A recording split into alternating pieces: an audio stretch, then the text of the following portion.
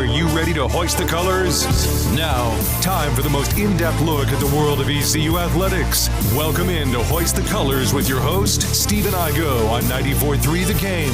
Watch the show live on Facebook and at 943thegame.com. Now, here's your host, Stephen Igo.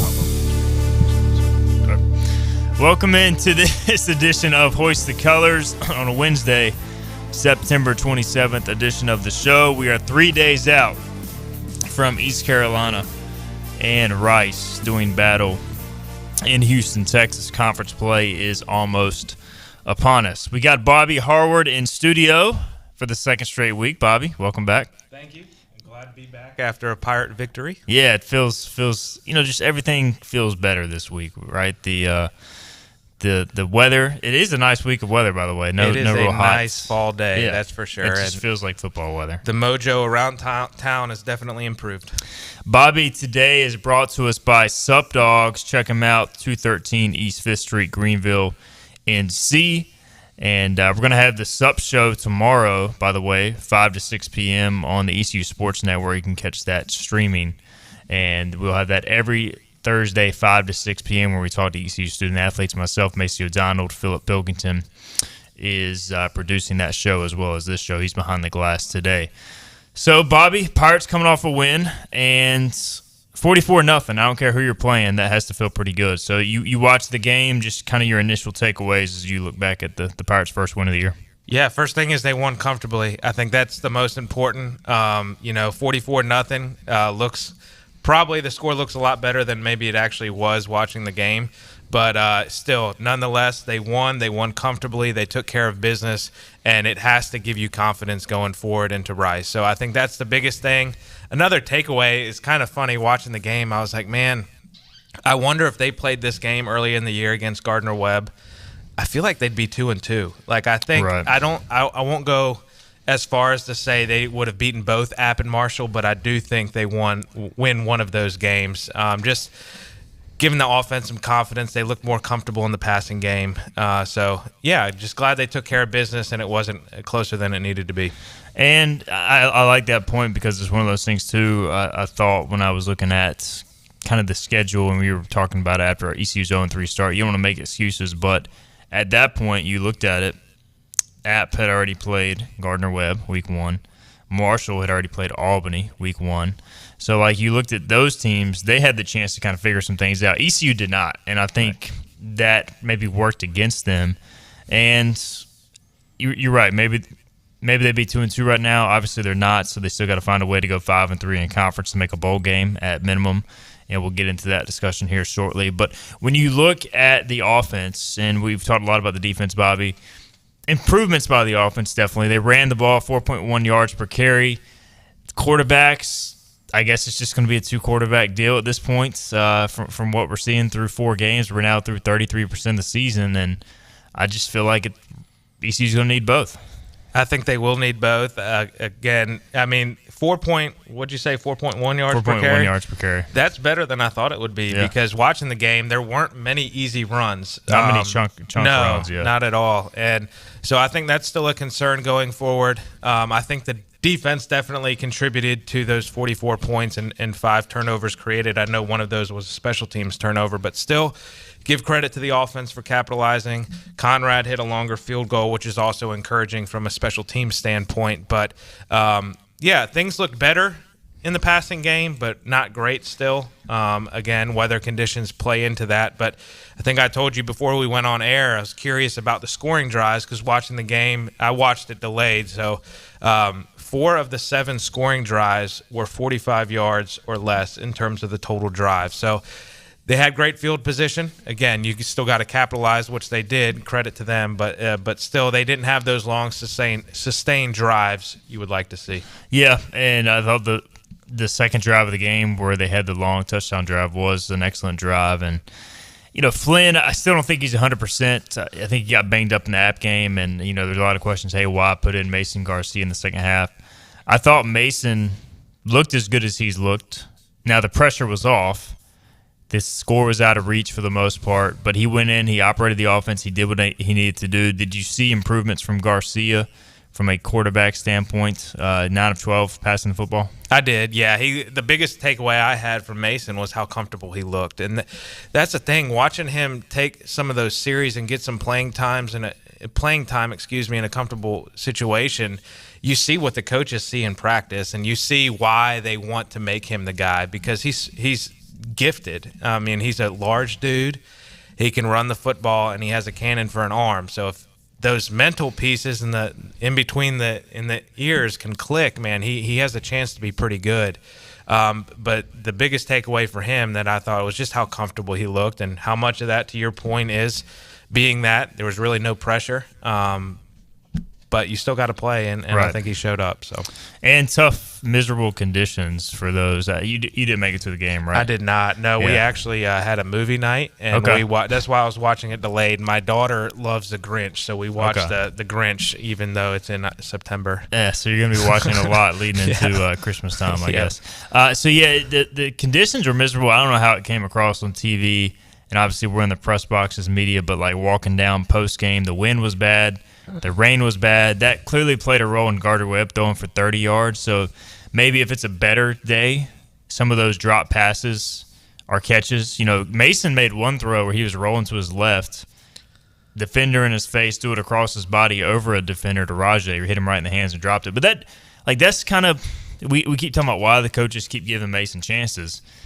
Kind of like if he looks like that all the time, you got a pretty good quarterback. Exactly. And the other thing is, it's not like Alex Flynn is blowing you off your feet either. So, I know he's dealing with a shoulder issue, but he had some short throws. He underthrew some people, and he doesn't look the most comfortable back in the pocket either. Again, he's still trying to get comfortable and acclimated to, live game environment. But still, like you said, you see exactly what the coaches see in practice, and hopefully it gave a glimpse to all of us fans watching of, hey, this is why we started Mason Garcia. Pieces are there. Everything just hasn't meshed perfectly yet. Bobby Harward is in studio today. We're live on YouTube and Facebook. If you got a question or comment, drop it here. We'll also have Kaysen Rameli. He works for Hoist the Colors as our basketball writer. He's going to join us the second half of the show to break down the new Pirates schedule. I know you're excited for some basketball, right? I am excited for basketball. I think, especially reading, was it Athlon Sports that saw the message board with some of those quotes in there. It gets you excited. I think this is the best team we're going to have in a long time. So excited for basketball. We're going to run down the schedule, give you ECU's potential path to an at-large berth, if that's a real thing. But we'll dive into that on later in the show. All right, Bobby, so conference play is here. East Carolina going to Rice.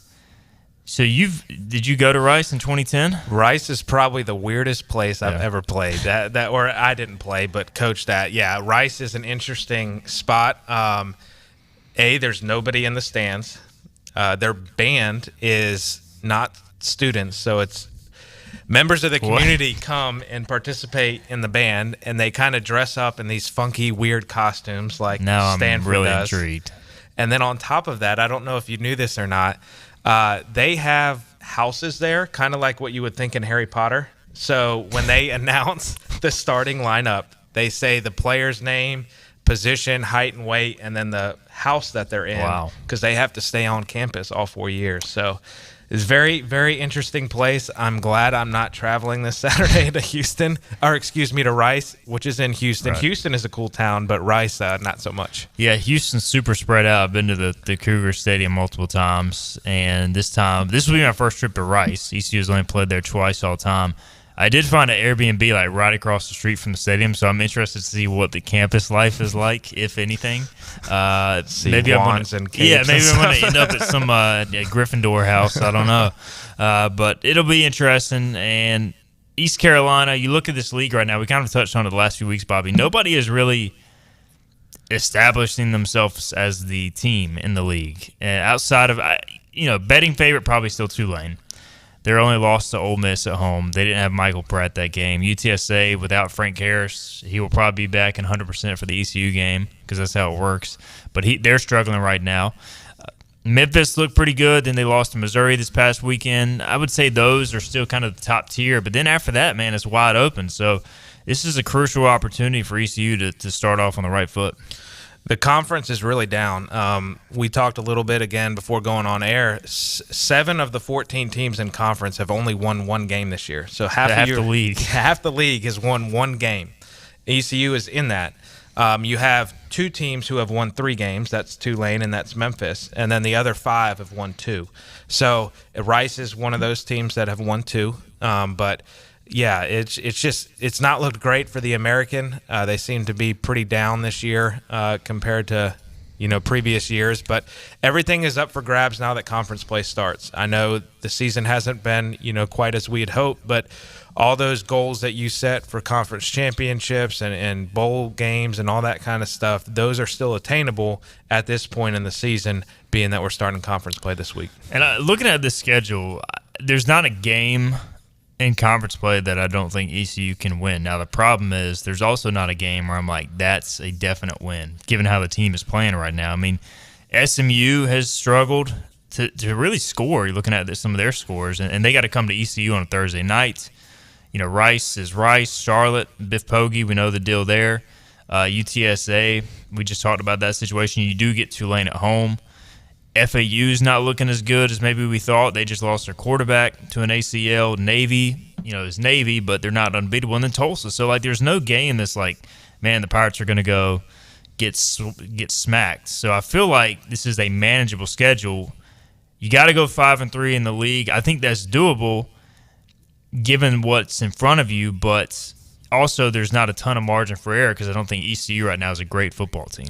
Exactly. I think you have to win this game. If you don't win this game, you're all but kissing your bowl hopes alive, or goodbye, excuse me.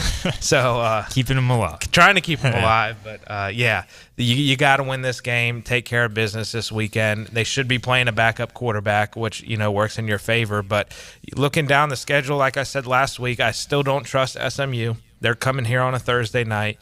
Charlotte's very winnable. Tulsa, Navy, as you've mentioned before, there's no team that really stands out, who we're playing. And hopefully, we're going to UTSA. If Frank, those turf toes are tough to overcome. Right. They kind of just linger. For a while, yeah. So, that there's hope. They just got to take care of business and gradually improve each week. Yeah, and if you do win, not to put the cart before the horse, but if you do win going into a bye week, that's another reason why this is such a huge game. The difference between 2-3 and 1-4 going to that bye and potentially having a 2-game winning streak, 1-0 in conference, resting up, and then you come home for a nationally televised Thursday night game, you could all of a sudden have that buzz, that excitement back around the program. Whereas if you go out and lose, don't play well at Rice, the opposite happens. Then you got to sit on that for a bye week, and nobody wants to sit on a loss during a bye. That's probably one of the worst feelings there is you practice still during the bye week, obviously, and normally those are some chances to get these young guys some reps, and you're able to give those young guys reps when you're 2-2. When you're 1-3 going in there, you're really trying to figure things out still, and you want to give yourself a chance to finish strong and still make a bowl game. So you're going to be repping with the ones, and those guys can't really recover as much as you'd like. The other thing, what makes it so important, I'm going to take a step back here to Gardner-Webb, coming off a win this week of practice, you can coach them so much harder because they have those good vibes of a win. You can go after them in practice. You're not trying to be overly optimistic coming off and keeping the mojo high off of a loss. So the fact that they won that game also helps them. But, yeah, the worst feeling in the world is going into a bye week after a loss. It's one of the worst. Mike Houston told us I think this was on the coaches show. I talked to him so much now during the week with the coaches show and the press conference, and we talked to him again on Wednesday. It's hard to keep track of which day is which. But he said at some point that basically he tried as hard as possible to get the coaches and the coaching staff to stay as positive as possible when they were 0-3 because all the negativity, the players hear it. They can try to block it out, but they're going to hear it. All you have to do is open Twitter, and It's the first 5 messages. Here's what you missed on Twitter or X or Instagram. It's popping up. So they see it. It sounds like the staff still stayed extremely positive. And 0-3 going into a terrible weather condition game, playing Gardner-Webb, they could have easily just gone out there and just messed around, lost the game, not really showed much interest. But they dominated the game, and I think that shows – the team is still overcoming some things, but clearly they're still listening to this coaching staff. Exactly. The mindset was right because we saw the opposite of that. Gardner-Webb Right. did not show up. So I expected a lot better Gardner-Webb team than what we saw. Yeah, and it's not the Gardner-Webb I was promised. No, and I don't think I think they are better than what we saw. So I still think that doesn't take, in my opinion, that doesn't take anything away from that win for those guys in the locker room. And yeah, again, it shows you how mentally tough they are. It's a good job by the coaching staff to keep everybody's heads in the game, to keep everybody focused, especially, I'm sure there was points in time you're trying to wonder, are we still going to play this game on Saturday or are we going to have to move it to Sunday? So for everyone to still be focused and in tune, impressive job by the coaching staff and really good job by the players because, ultimately they're the ones that have to stay focused and take care of business. All right, he is Bobby Harward. He is wearing his Ted Lasso shirt on this Wednesday edition of the show. Let's get a break in. We'll come back. We'll talk keys to victory potentially and also some things to really watch at Rice. Also take a look around the country at college football. Talk about Deion Sanders, Coach Prime, getting smacked around a little bit. And I finally got one pick right against Colorado. So we'll talk about some of that and more on the other side. You're listening to Hoist the Colors on a Wednesday. We'll be right back. A huge selection of new Toyotas is ready to go at Greenville Toyota. Rush in for the one you want before it's gone. Camrys, just $269 a month. RAV4s, ready to go for just $289 a month. Now at Greenville Toyota.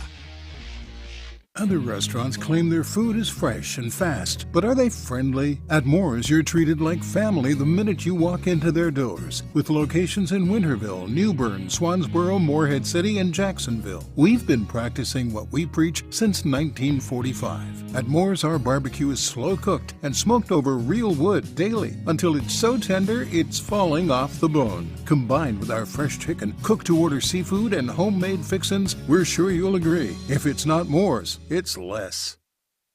Acre Station Meat Farm, along with Lane Angus Beef, bring you farm to fork beef.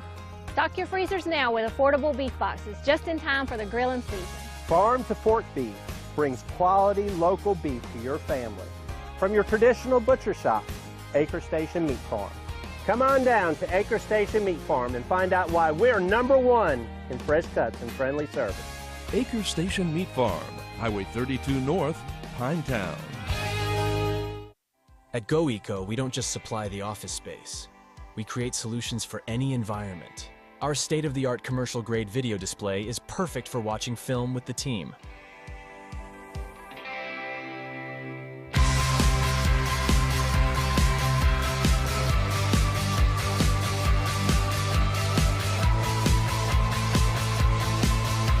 From film study to the field, elevate your game with GoEco.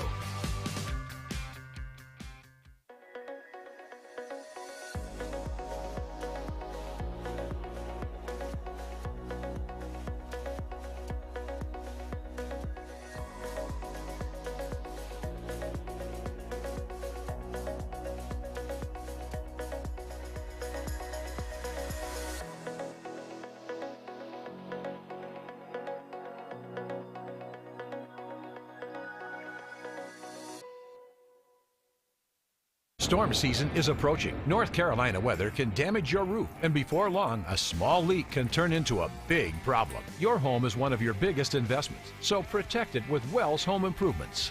We work with all insurance companies for a hassle-free roof installation experience.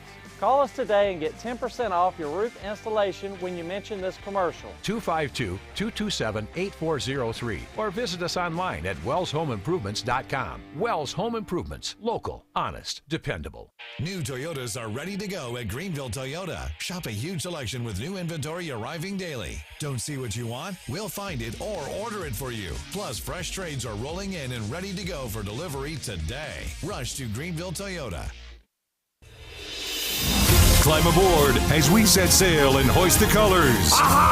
matey! Back to the show with Steve and Igo on 94.3 The Game. All right, welcome back into the show.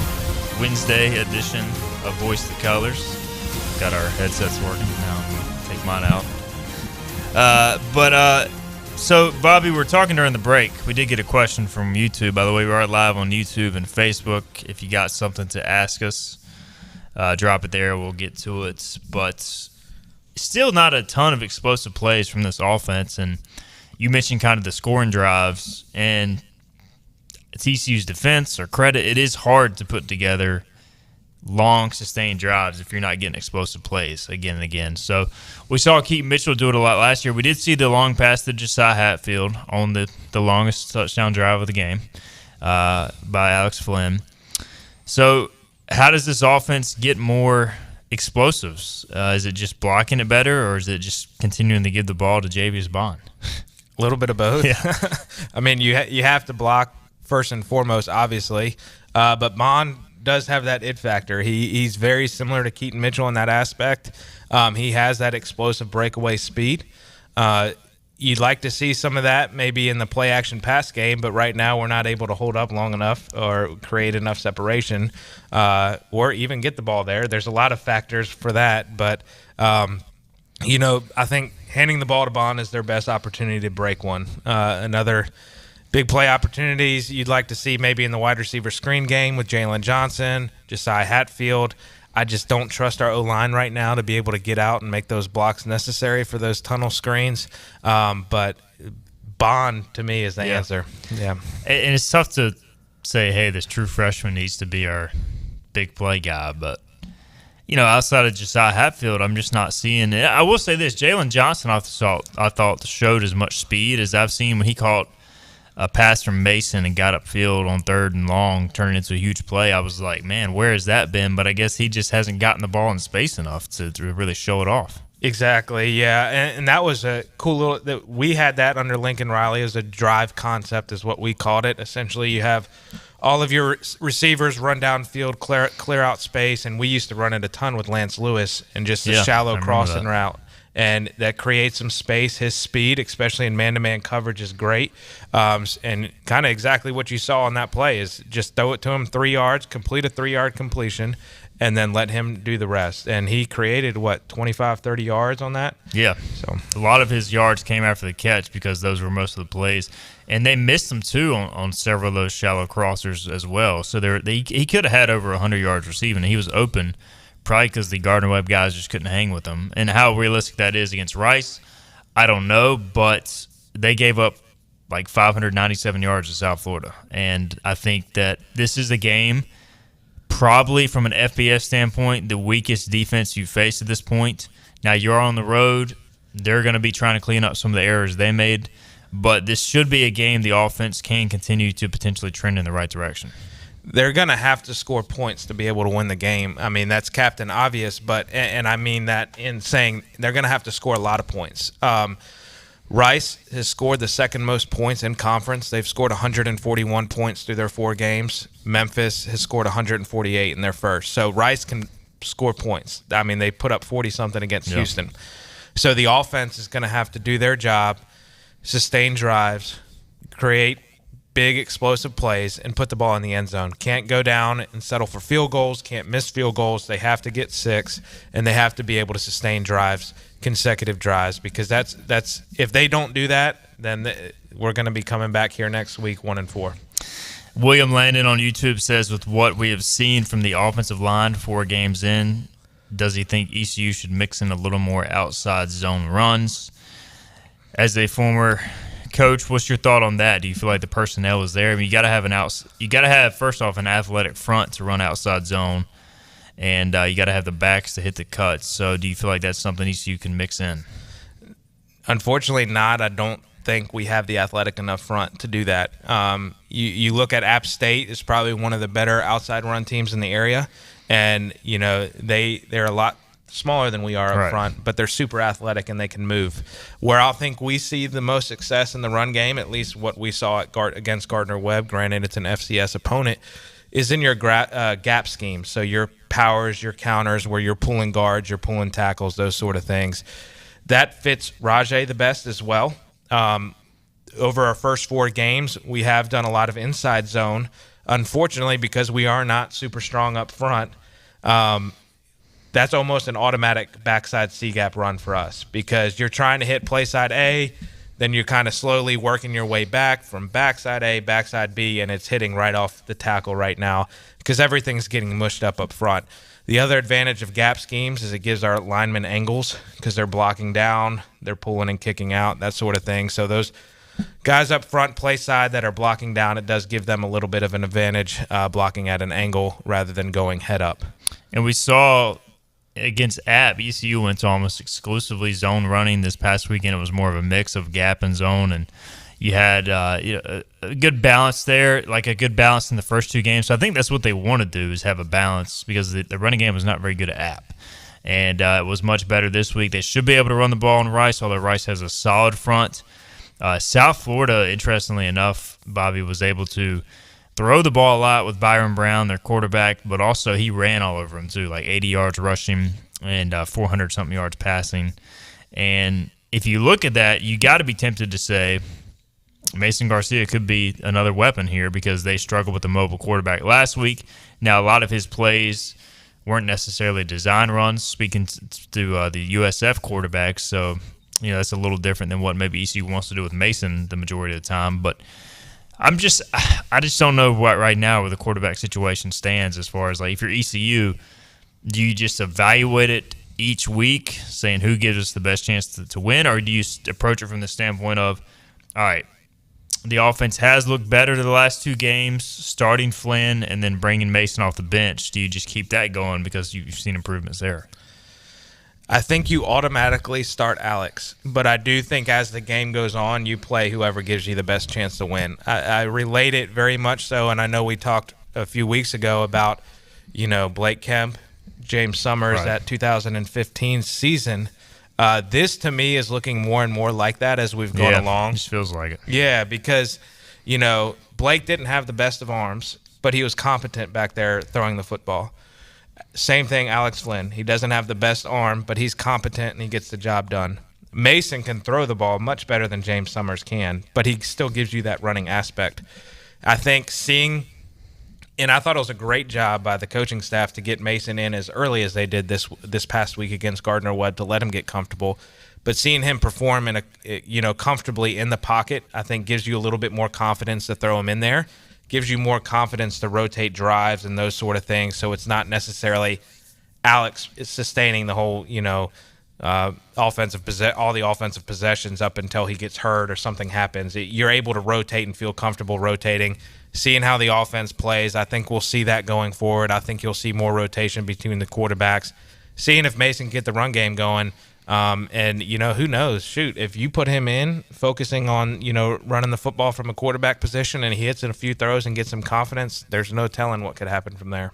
Yeah, and you hate to look at it this way, but it is a pretty empty environment, so, like, there's not going to be a ton of crowd noise to where he's facing a bunch of pressure on the road, so maybe he can do better, get some confidence in that environment too, or the whole offense can. We'll see how it plays out on Saturday. All right, I pulled up the American schedule for us to look at, Bobby. We'll start with the American, and then we'll look around college football. Temple and Tulsa. You got that one marked on your calendar? I will not be watching that on Thursday. Okay, yeah, that is a Thursday night game. 7:30 ESPN. I was about to say, I saw ESPN. I'm like, there's no way this is a Saturday ESPN broadcast. No, I'll be watching Dan Campbell and the Lions bite some kneecaps Thursday night, since that's the NFL game. I think I'm going to choose Temple Tulsa, man. There you go. This is the game I've been waiting for. UAB at Tulane. Trent Dilfer's first game in the American. Tulane is a 21.5-point favorite as UAB heads on the road to New Orleans. USF goes to Navy. They're two of the few teams that have actually played an American game. So that's kind of a game to watch. Not that I'm going to be glued to the TV, but you've already got USF with a conference win. Navy looked pretty good against Memphis, so I'm kind of intrigued by that game. I am too. Anytime you have an American Conference matchup, it's always intriguing from a conference standpoint, and especially early on, you're trying to see who's actually legit, right, who's not legit. So I think this is a good measuring stick game. I think we're going to see a lot of weird scores in the American this year. Boise State is going to Memphis, ESPN2, 4 o'clock on Saturday. That'll be interesting as a non-conference game. East Carolina at Rice. Rice right now a 3-point favorite. Abilene Christian at North Texas. I know Bobby's really excited about that one. And then the Fighting Biff Pogies, Charlotte. They head to Dallas to take on SMU. So Charlotte did hang in there. Was it Florida last week? Put up a decent fight, but still struggling to find wins, much like really the entire conference. But I'm looking forward to the matchup when the Niners roll to town. Are you going to be wearing your cutoff sleeve for that game? I won't. My sister will be in town. She went to Charlotte, so she'll be attending the game. To their credit, they have played a challenging schedule, and they've looked good playing against Maryland and against Florida. They still can't move the ball offensively, but still impressive showings for those two games. Maybe I do cut off one of those purple shirts that I have and roll out in late October. I tell you what, if we lose that game, it's gonna get bad. There's gonna be a lot of angry Power fans. Yeah, somebody will be fired if we lose that game, probably. Friday, September 29th. This is this week, obviously, really good game. One of the best marquee games of the weekend. Utah at Oregon State. Oregon State coming off a tough loss to Washington State. That'll be a top 25 matchup. Always good to have some Friday night football. Late night, 9 o'clock kick on FS1, Bobby. I don't know about you, but put the kids to bed. We're both at that point in our life where you got to get them down, and then you can really watch TV. So I enjoy the late night games. Me too. I think for me, the windows to watch football are anywhere between that early slate or that really late slate. Right. Because the early slate, they're at least napping. NC State and Louisville are also on Friday night, That's so right. that'll be a good one as well. Kind of a lead-in to the Pac-12 After Dark. So it's a couple good games on Friday. USC going to Colorado. Deion Sanders had to eat some words this past weekend. How about Dan Lanning giving the pregame speech he did? Any chance they hang around with SC on 12 noon? That'll be a 10 a.m. local kickoff time. I would hope not, but I love Lincoln. There is always one of those games where they just kind of should not let a team in it, and I worry this is a game. We saw it at ECU when he was here. Well, and it's 9 a.m. local time for them. Yeah. I mean, that's early. So I don't know. I hope not. I think Colorado kind of got overhyped early on. There was a lot of excitement. USC is way superior talent-wise. So I still think USC wins, but I think it'll be close. All right, Florida is at Kentucky. Georgia is at Auburn, and what could be an interesting game. Michigan goes on the road for the first time to Matt Rule in Nebraska. Kansas and Texas, sneaky good game as Kansas continues to roll 4-0. Matchup of 4-0 there. LSU, Ole Miss, Oregon, Stanford. Stanford's awful this year. Notre Dame to Duke. College game day will be there. That'll be a scene. I'm interested to see how many Fighting Irish fans are in the stands, because there's a lot of Notre Dame fans across the country and still not many Duke football fans. But how many people are jumping on the Duke football bandwagon? How about that? The Fighting Mike Elkos. Yeah, I mean, he's doing a heck of a job. Yeah, they're doing awesome. My dad's a Duke alum and really big Blue Devil. Unfortunately, our son's birthday party is Saturday, so he will not be. I felt bad for him because, Duke's finally really good and getting college game day. But, yeah, we'll be celebrating my son's birthday instead. But, yeah, how awesome is that for them, too? I mean, they've held college game day for basketball before, but this is the first time ever for football. First time ever for football. Maybe East Carolina can do it one day. And to start on that path, they got to beat Rice, Bobby. So what do you want to see Saturday as we wrap up here? We could go with the standard keys to victory, but, is there one particular area you're looking for on Saturday as the Pirates head to Houston to take on the Owls? We've already talked offensively a little bit, so I've said I think they need to sustain drives and score points. But defensively, contain the quarterback, because if that backup is playing, he's a little more of a dual threat than JT Daniels, because JT's like 45 years old playing college football. So, having a mobile quarterback back there always concerns me, and just containing him in the pocket, staying on your pass rush dots, and limiting the big plays. So want to see how the defense steps up. If they can create more turnovers, too, that allow our offense good field position. All right, he is Bobby Harwood. He's brought to us by Sup Dogs today, 213 East 5th Street, Greenville, NC, by the Stop Shop, where you can find my brother Scott working as well every now and then. All right, we'll be back, by the way, at Sup Dogs tomorrow, 5 to 6 p.m. with another edition of Sup Dogs Live. Bobby, appreciate the time today, man. We'll have you on next Wednesday again. Sounds good. Hopefully after another Pirate win. Hopefully so. We'll be in the bye week, so we'll be hopefully recapping a Pirate win, looking ahead to the SMU game the following Thursday. All right, we'll be right back. We're going to switch gears. We're going to talk some Pirate hoops on the other side. We got Kason Rameli from Hoist the Colors. He's going to join the show, and we're going to dive into the Pirates' 2023-24 schedule. We have laid out our predictions for each game, And so we may give you a prediction. We may give you a path to an at-large berth. We will break that down on the other side, talking Pirate Hoops. We'll be right back. This is Hoist the Colors. Air Service is back at Pitt Greenville Airport, offering safe, clean facilities and flights from American Airlines. That means the short commute, quicker lines, and better prices that get you where you're going fast and easy. See it for yourself. There's great things inside at Pitt Greenville Airport. Air Service is back at Pitt Greenville Airport, offering safe, clean facilities and flights from American Airlines. That means the short commute, quicker lines, and better prices that get you where you're going fast and easy. See it for yourself. There's great things inside at Pitt Greenville Airport. The best burgers around. Everyone loves a thick, juicy, and fresh burger. Tiebreakers in Greenville, plus the all-new Tiebreakers in Winterville. Do real burgers better than anybody. So don't just go to any burger-themed restaurant chain. It's time to break the chain and eat local. Tiebreakers, real burgers at its best. Everybody loves burgers. Living easy is the sound of children laughing as you make memories with neighbors and friends.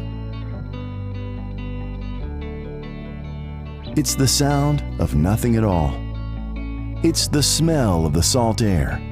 Hear the waters against the marsh grass. See the beauty of our coast. Bow Coast, located in Beaufort, North Carolina. Southern living's best small town. Just because voice-over IP telephones are the latest technology in the telephone world doesn't mean they're the right choice for you and your business. Whether your internet provider is unable to support a voice-over IP phone system, or you don't have a need for high-tech features and simply want to stick with a traditional system, Spain Telecom is here to help. Spain Telecom offers a variety of services to keep your business connected and competitive. We're confident we can find the right phone system for you and your business, a system that addresses all your communication needs. Looking for a new phone system that won't break the bank? In addition to new systems, Spain Telecom also offers gently used systems that are in great shape and can save you money. No matter your needs, Spain Telecom has a solution for you. Whether it's voice over IP, on-premise systems, new or used, give us a call at 252-353-2006 and let Spain Telecom help you with your communications needs. Pizza? Ooh. Yes. All pineapple. No. What's wrong with pineapple on pizza? I only eat pizza with pizza things. That makes sense. Pineapple is a pizza thing. Also makes sense. Is it though?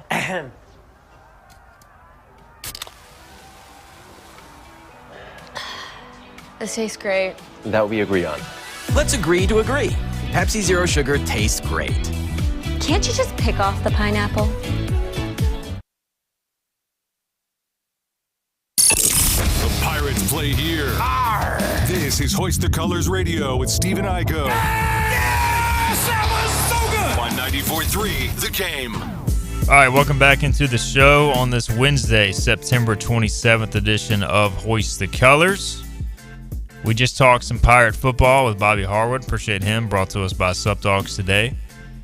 And we're going to switch gears now and talk some Pirate hoops. If you listen to the Hoist the Colors podcast, you're very familiar with our next guest, Kason Ramaley. He helps us out on Hoist the Colors. He is a senior at ECU. I just gave him the official title of HTC Basketball Insider. You got sources in the industry, Case. I'm not going to give them away because no good reporter gives away his sources. But you do a great job. You love college basketball, so welcome to the show. Appreciate it. It's really good to make my debut here. I've been looking forward to it, even though this summer we did some shows kind of breaking down each player and some teams, and now I'm finally here. Basketball it's not here, but we're definitely getting closer. We're getting close, man. The Pirates, I believe, officially started practice Monday, which is a good thing. The schedule dropped, I think, last Friday. And we did kind of if you want to go back, you can listen to the Hoist the Colors podcast. We basically looked at every team in the Americans. We already knew who ECU was playing. We just didn't have the dates.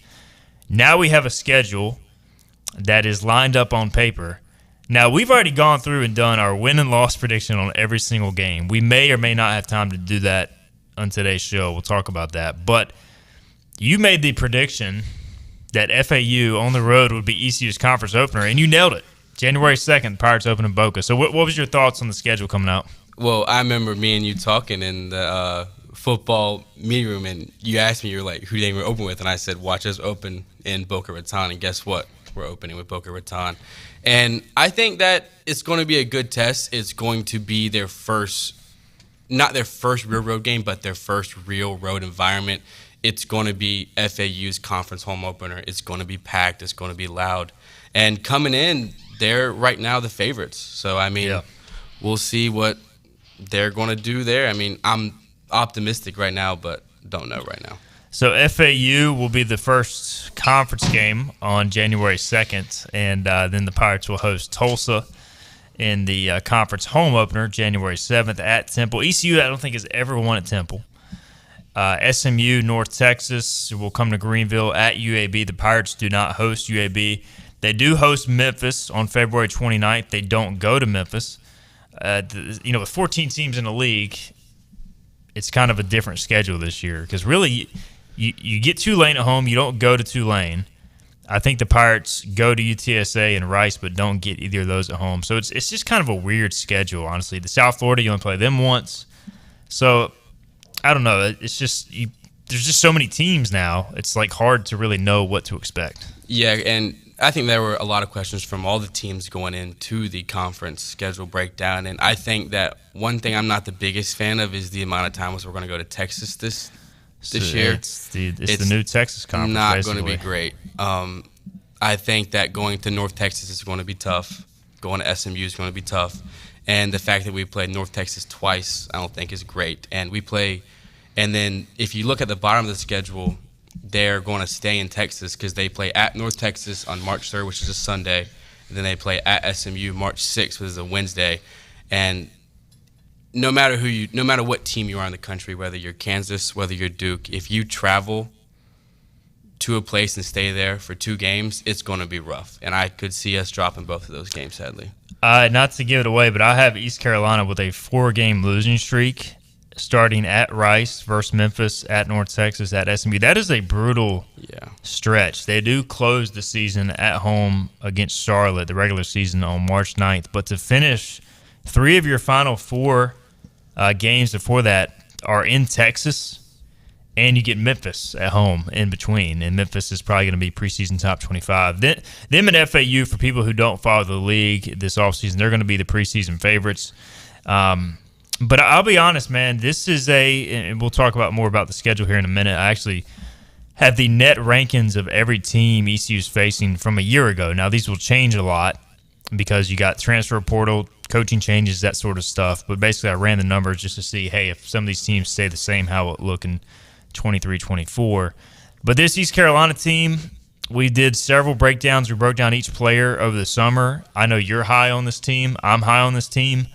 And I'm just going to say we both have ECU winning 20 regular season games. And I think a lot of that is due to the non-conference schedule, the chance to rack up some wins there. But this team has a chance to be pretty good, don't you think? Yes, and as Schwartz said in his statement, he said our non-conference is competitive, and I agree with that. It's not strong, it's competitive. Yes, there are a couple games. I mean, if you look through our non-conference, I think our first real test is going to be at the Pirate Invitational, I think, because I mean, and that's also going to prepare them greatly for the AAC tournament and hopefully postseason, because you're going to be playing 3 games in 3 days, and then you go to George Mason right after that. Even though you do have a 4-day break, but you do go to at George Mason, which is going to be your first true road game. But I don't think so. I don't know. Don't hold me, but I don't think George Mason is going to be rocking in there. So I mean, that's one you looks could like they win. should be around Thanksgiving, so I doubt they would have a huge. Yeah. You know, I know they got good fans, but I don't think it's going to be like packed out with students. So yeah, I mean, that you look at the schedule, ECU should be favored in the first 6 games. They open November 6th against Ferrum, Campbell, USC, Upstate, Northeastern, Georgia Southern, Kennesaw State are all coming for the Pirate Classic. So Kennesaw State last year was the only top 150 net team in the first 6 games, and they lost their coach. And so they're kind of in rebuilding mode. George Mason was 139 in the net last year. UNCW, and they have a new coach as well, by the way. UNCW 141. South Carolina was 235 in the net last year. I would expect them to be better. I don't know if they're going to be a great SEC team, but they're not going to be as bad as they were last year. So that should be a competitive game as well. Yeah, 100%. But I think I don't know who you picked, but I picked us to lose. I picked us to lose to Wilmington and South Carolina. I'm pretty sure, because I think that Wilmington has our number. I think last year it wasn't great, and even though I do think I don't know how much Wilmington returned. I know we returned more than they did. I know that. But then again, I just think that's a tough game. And then South Carolina's going to improve. I mean, they're an SEC school, and they're going to have to keep up with the big dogs. So they definitely did this past offseason. Second year for their coach there, and also Siddle back at UNCW. So I think both those teams will be good. Florida is the kind of the marquee road game, even though it's a neutral game. It's played in Lakeland, Florida. They were 73 in the net last year, and they weren't even very good with another first-year coach, I believe, so they should be good. They're actually projected to be an NCAA tournament caliber team on paper, given the portal. So you look at the non-conference case, and, like, to me, all right, you got, let's see here, 6, 7, 8, 9, 10, 11, 12, 13 non-conference games. You know, realistically, you're going to be a dog, most likely, against Florida. At George Mason, could be either way. UNCW and South Carolina are toss-up games. Those are your 4 non-conference toss-up games, in my opinion. If you can take care of business with the rest, I have ECU losing, let's see here, 2 non-conference games. I have them losing at George Mason. I have them losing to Florida. I have them beating South Carolina and UNCW. So I have them going 11-2 through non-conference, as do you. Yes. So you have them beating Florida, and you have them winning at George Mason. So you like the Pirates on the road. I do like the Pirates on the road because hopefully I'll be going to those games, so they better be winning. So you're picking them out of somewhat hard. And also Florida last year on paper was supposed to be very good, and they were not very good. Yes, they have a loaded class, but, I mean, I'm not bought in on Florida right now. I followed them a little close last year. I followed them close this offseason because I knew they were going to be playing them. And also, then again, just back on the record, I think our floor is 9-4. And I think our ceiling. I think our ceiling is 12-1. I agree with that. Like, I feel like 9-4 should be your floor with this non-conference schedule. And even if you go 9-4, you're still set up for a decent year. If you go 10, 11, 12 wins, you got a lot of momentum going into the conference play. And I've been asked kind of the question, hey, if this ECU team really hits on all cylinders, do they have a chance at an at-large? The problem I have with this schedule is you can't afford a slip-up game. You definitely can't lose to some of these bad teams. Like last year, who did ECU lose to that was terrible? South Carolina State. South Carolina State. That was a horrific loss. I mean, they finished as one of the worst teams in the league. Even playing some of these teams like Maryland, Eastern Shore, Delaware State, that's going to hurt your net. Northeastern, Campbell, USC Upstate. Campbell and Upstate have been decent at times, but it's going to hurt you as far as you can't – just playing the games going to hurt you, but if you lose one of those, you're going to get killed in the net. So – it just makes the margin for error extremely thin. Yeah, and you can look back to last year and look at the new conference member, FAU. I mean, last year they ran the table, their whole schedule. I'm pretty sure they only lost 1 non-conference game, and I'm pretty sure it was against the top team. And then they ran their conference last year. They ran the conference last year, and they had, 3 or 4 losses maybe going in the tournament, and they were a 9 seed, I think. So if ECU wants an at-large bid, they have to win close to 30 games. That's just all there's to it. Yeah. I mean, unless this conference ends up being just a lot better than people projected to, and FAU had a 13 net last year, and they have their whole starting lineup back, right? So they should be good. Memphis should be good. But you look at the net rankings. North Texas was 30 last year. They have some turnover. We'll see how good they are. UAB was 39. And if everything stayed the same, you would only have 5 quad 1 games on your schedule. And to make it as an at-large, you really need marquee wins. So you've got a couple quad 2s as well. Wichita at Charlotte, I don't think is going to be as high as they were last year. They were top 100. They've got a lot of turnover. Temple probably going to drop as well. But Florida could be 1. Depending on what happens with South Carolina, they could be 1. But you're going to need some marquee wins is the main thing. Yeah, and I think that if you want to add a quad 1 win, well, first you got to beat Florida, but I think looking at Florida's schedule before they play us, I think if they are coming into that game, 8-0, 9-0, they're possibly could be 1, but then again, it's early in the season. But I think that, yes, nowadays in college basketball, it's all about getting quad one wins. But also at the end of the day is also like we talked about last year. If you're not in the Big 12 or the Big 10, you're not going to get any quad one wins. It's hard. It definitely is. All right, let's get our final break in. Casey Romeli is with us. We'll be right back. We'll share our final predictions with as much time as we can and wrap up the show from there. This is Hoist the Colors on a Wednesday. Fifth Street Hardware is the home of the $9 lunch special Tuesday through Fridays. $9 specials every day, including the famous Burger Day on Tuesdays, Flatbread Pizza Wednesday, the famous Fifth Street Hardware Reuben on Thursday, and fried fish or shrimp on Friday. Plus trivia on Wednesday nights and live music every Thursday nights. And the Prime Rib Brunch Buffet has returned on Sundays. You heard that right. The Brunch Buffet with all the great items, including prime rib. Fifth Street Hardware in downtown Greenville.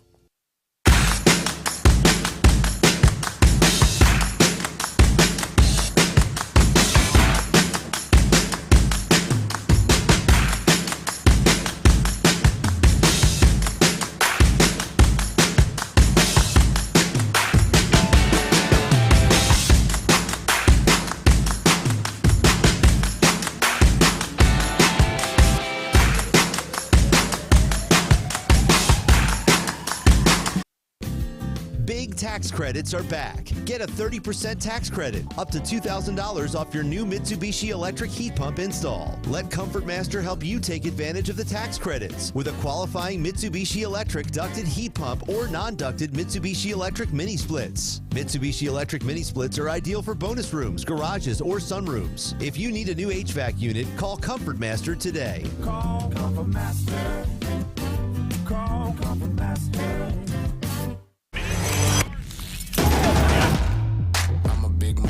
You can't name a lot of things that I didn't do. It's like a paper, like a book, not a Kindle.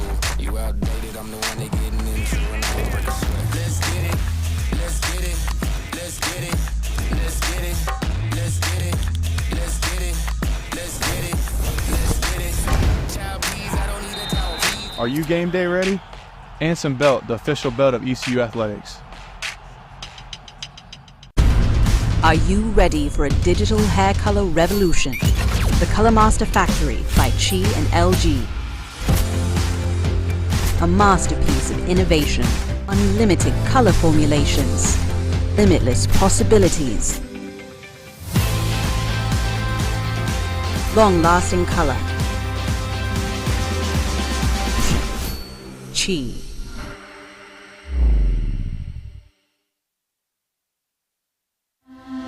This is about you, your family, and the health of all who live in Eastern North Carolina. This is about the transformation of a health system into something more powerful and more human, about creating new ways to treat disease and keep you well.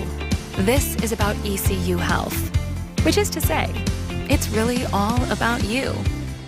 ECU Health. Minds, hearts, purpose. Here there be pirates. Back to Hoist the Colors with Steve and I go. How good is this? On 94.3 The Game. All right, welcome back into the show on this Wednesday. We've talked Pirate football, and now we're talking Pirate hoops with Kason Romeli, Hoist the Colors basketball reporter in his second season with HTC. He's a senior at East Carolina. All right, so we got a couple minutes left. Let's get into as much as we can here. We got the full schedule, game-by-game picks. We'll do this again as we get closer to the season, break it down further. But we didn't do it like this, but we both have ECU 21-10 and 10-8 in conference. Yes. And we have some similar patches on the schedule.